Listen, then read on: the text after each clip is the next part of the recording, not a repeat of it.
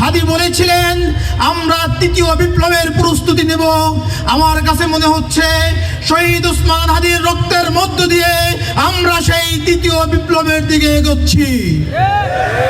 প্রিয় ভাইরা আমার, আপনারা যদি শহীদ ওসমান হাদির বিচার করতে না পারেন, শহীদ ওসমান হাদির রক্তের বদলা যদি আপনারা নিতে না পারেন, ধরে নিবেন স্বাধীনতার 54 বছর পরে যে সুযোগ আমাদের সামনে এসেছিল, ওসমান হাদির হত্যার মধ্য দিয়ে এই সুযোগ শেষ হয়ে গেছে।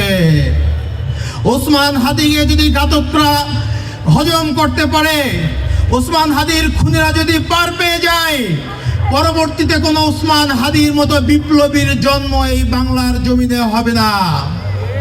এই মুসলিম ভঙ্গে এই বাংলাদেশের 56,000 বর্গ মাইলে কোনো আজাদির লড়াই করার সাহস কেউ পাবে না।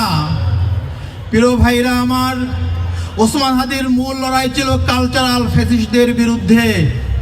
শাহবাগে দাঁড়িয়ে তিনি বলেছিলেন আওয়ামী লীগের বিরুদ্ধে প্রতিবাদ করলে দেশে বেঁচে থাকা যায়, কিন্তু শাহবাগীদের বিরুদ্ধে যে প্রতিবাদ করে দেশে বেঁচে থাকা যায় না। আমরা তার এই প্রতীকী কথা ওই সময় বুঝতে পারি নাই।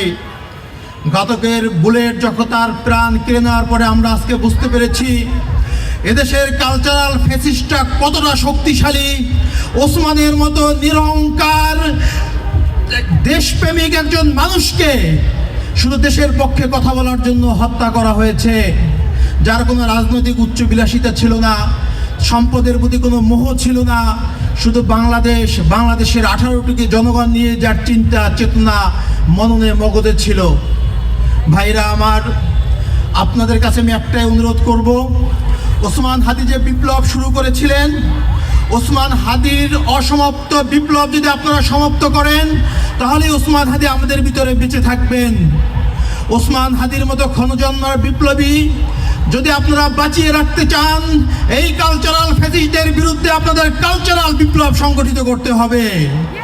এই দেশের মাটি ও মানুষের মুক্তির সংগ্রাম আপনাদেরকে জারি রাখতে হবে। আপনাদের কাছে আহ্বান রাখছি, ওসমান হাদির স্বপ্নকে আপনারা বাস্তবায়ন করবেন।